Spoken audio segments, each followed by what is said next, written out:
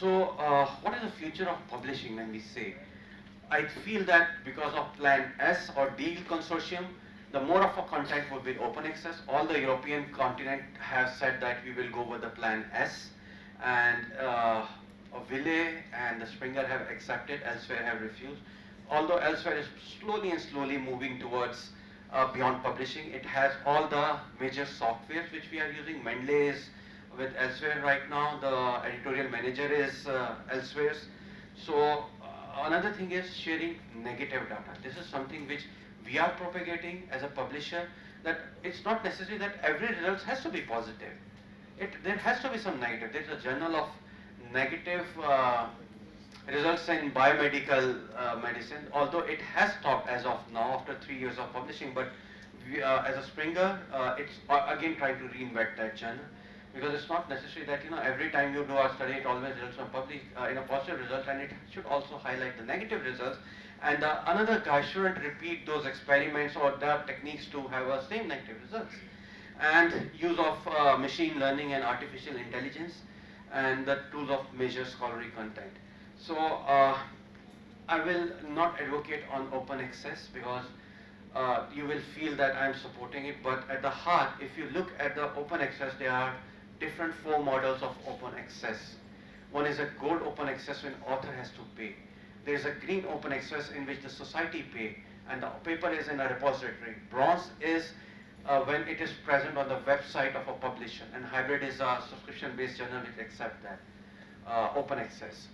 Always try for a green open access. Whenever a journal and a publisher asks that you want to have this article as an open access, always ask that whether you will allow my article to publish as a green open access. In that you don't have to pay anything, but it would be widely visible as compared to any open access journal. We did a recent survey in which we tried to find it out what is the prevalence of open access in biomedicine. And over the years, open access content is increasing, and that's why some of the founding agencies, if you go to Bill Gates or Nelson Mandela founding agencies, or for that matter, everyone is supporting an open access. So there's around 37% of open access as of now, while around 63% is in a subscription-based model. And I have to believe this slide that when you publish an article on an open access article, it has 18% more chances of getting cited as compared to a subscription-based journal. And the next part is peer review process. Sometimes, as an author, you see that peer review process in that way that everyone is ready with their armory to hit you. But we do have a lot of problem with the review process.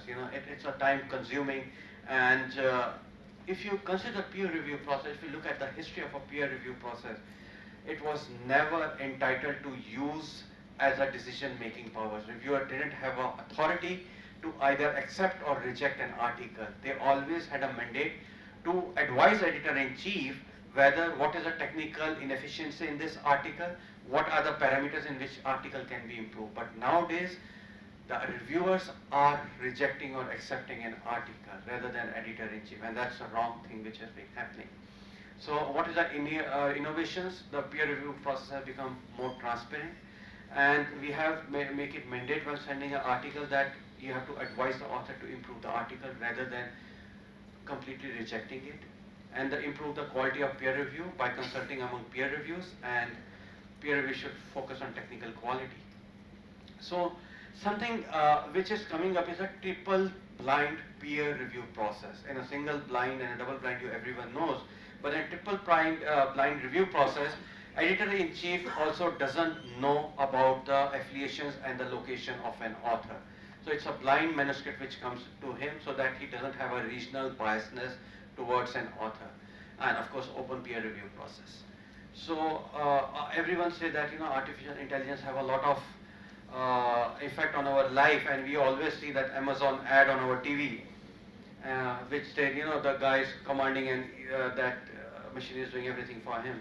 So if you look at the use of artificial intelligence, go beyond Google Scholar. There is something called as a semantic scholar, which is based on the artificial intelligence, which looks at the, I think marks your journal, which numbers your article based on the citation, your choice, your research field. So Semantic Scholar is more powerful than Google Scholar.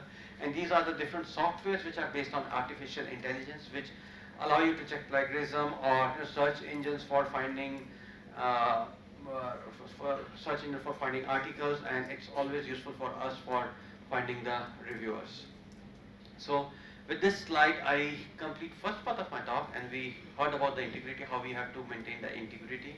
We have to be intelligent, where we have to submit our article, and have provided you insight on the future of publishing.